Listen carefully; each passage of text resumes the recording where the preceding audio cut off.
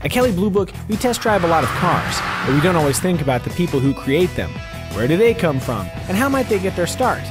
One answer is here, the 2011 Formula SAE competition.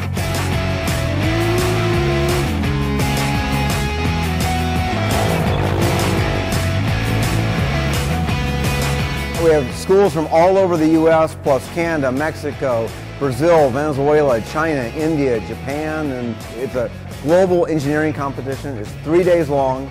Day number 1 starts out with static events. They have to do a design presentation, cost of manufacturing, and business presentation. Day 2, they do an acceleration run, a skid pad test, an autocross.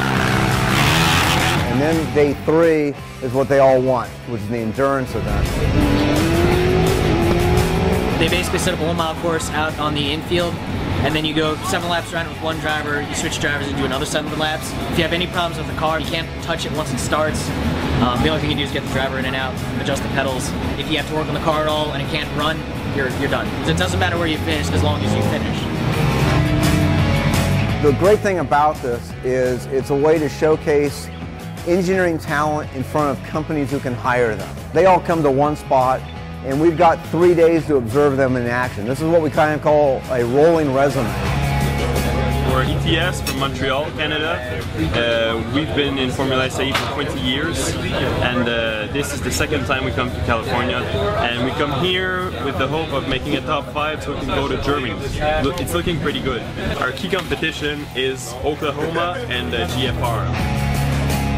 So GFR is Global Formula Racing, and that's the collaborative team between Oregon State University and the Duelle Hochschule Baden-Württemberg-Ravensburg. The cultures complement each other in a lot of ways. Americans are much more gung-ho about things. We love to be like, oh, we can just figure that out later, let's just do it on the fly. Germans love to plan everything out first, but once they make the decision, there's no going back, and they just do it. And so I think we both keep each other in check in terms of not going too far either way. People say that we were the team to beat because we were world champions last year, which is 6 events and won 3 of them. We are looking very closely at Oklahoma and Missouri S&T and ETS. We've never been this close, so we really hope that we will do very good in autocross and endurance. We've been holding our own. For a car that was built on the budget that it was built on, we've been taking out other teams, so we're proud of that.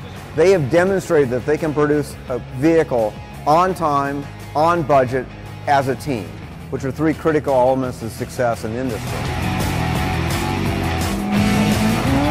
Not everyone who participates in Formula SAE will end up working in an automotive-related field, but that's okay. Some will, and they'll have a solid practical foundation for their professional careers. And those who don't, they'll have enjoyed some spirited competition and might just leave with a greater love of cars. Sounds like a win-win to us.